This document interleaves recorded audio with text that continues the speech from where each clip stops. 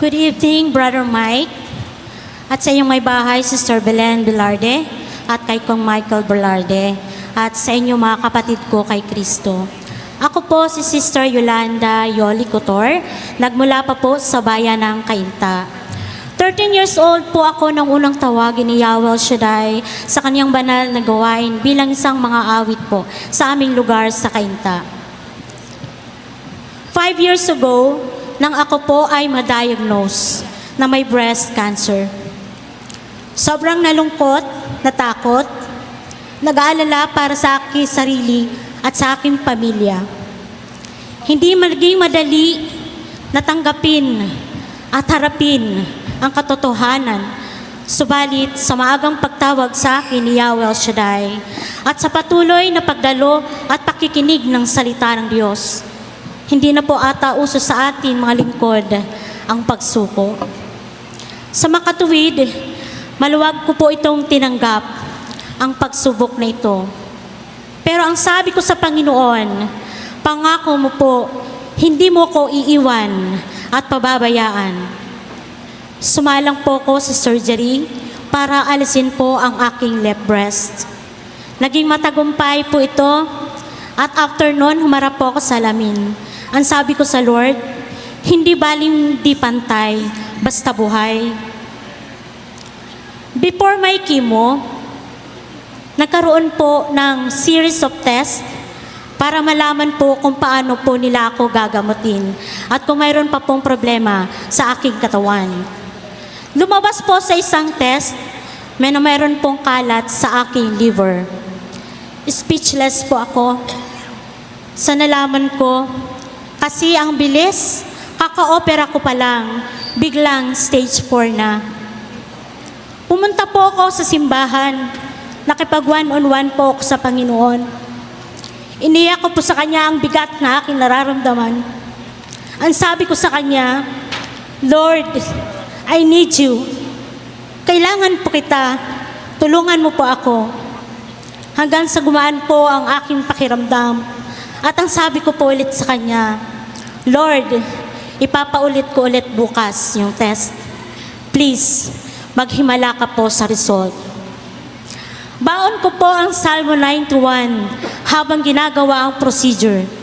Ako po ay nagsasalmo at binigyan din ko po doon ang salitang, pag sila'y tumawag, laging handa ako na sila'y pakinggan. Paglabas po ng result, hallelujah, clear po at maayos ang aking liver. Nag-proceed po ang aking chemo at naitawid po ito ng maayos sa tulong at gabay ni Yahweh El Shaddai. During my treatment, panahon din po ito ng pandemic. Nawalan po ng trabaho ang aking brother husband. Nawalan po kami ng source of income. Napatanong po ako, paano po ako magpapagamot? Dahil alam ko po talagang magastos ang ganitong sakit. Pero alam niyo po, kailanman hindi nagkulang ang Panginoon sa aking pangangailangan. Bagkus, higit at sapat ang biyaya na inilaan niya sa amin. Sobra-sobrang pagpapala ang aking natanggap mula sa Panginoon. Biyaya ng Diyos, ako po ay mapabilang sa ministering ito sapagkat biniyayaan niya po ako ng mapagmahal na pamilya. Generous na mga kapatiran sa pananampalataya. Pinaramdam niya sa akin na hindi ako nag-iisa. Last February 2024, nagkaroon na naman po ng problema ang aking ovary due to my maintenance. Ang sabi ko sa sarili ko, ngayon pa ba ako susuko? Sumalang po ulit ako sa operation for total hysterectomy kung saan aalisin po ang aking buong matres. Again, ang sabi ko sa Lord, kung ipinahihintulot mo po ito, ikaw na po ang bahala sa akin.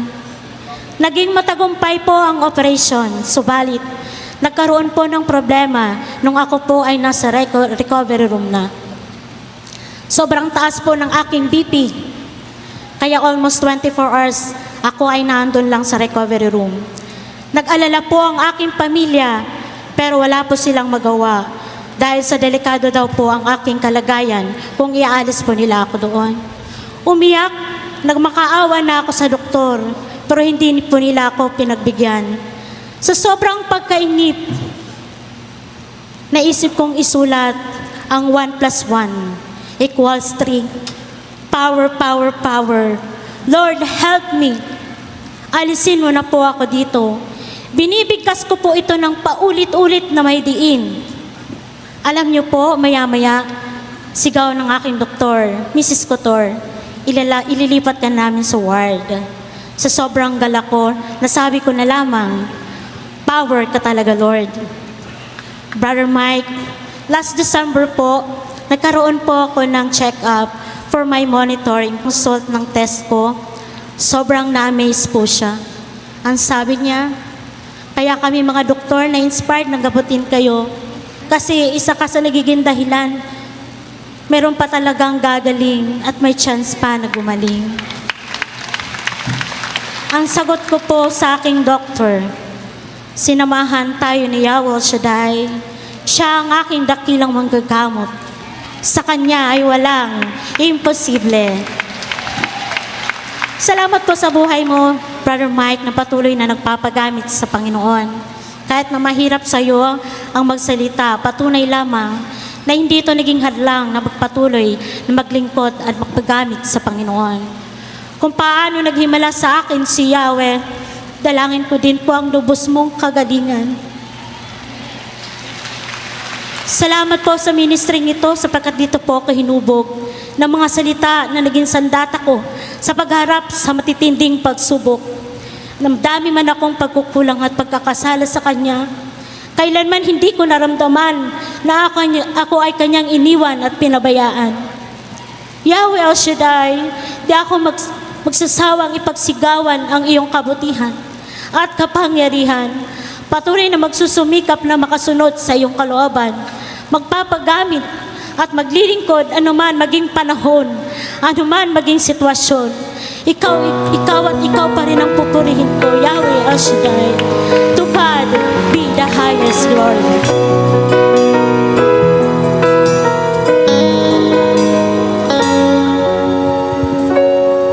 Who am I that the Lord of all the earth would care to know my name, would care to feel my hurt?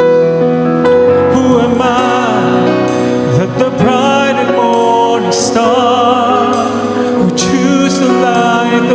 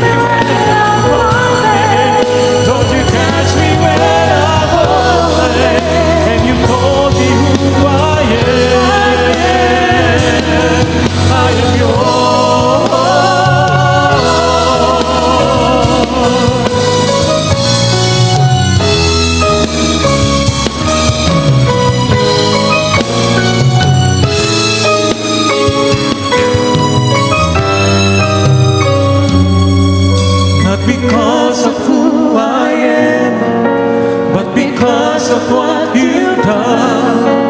Not because of what I've done, but because of who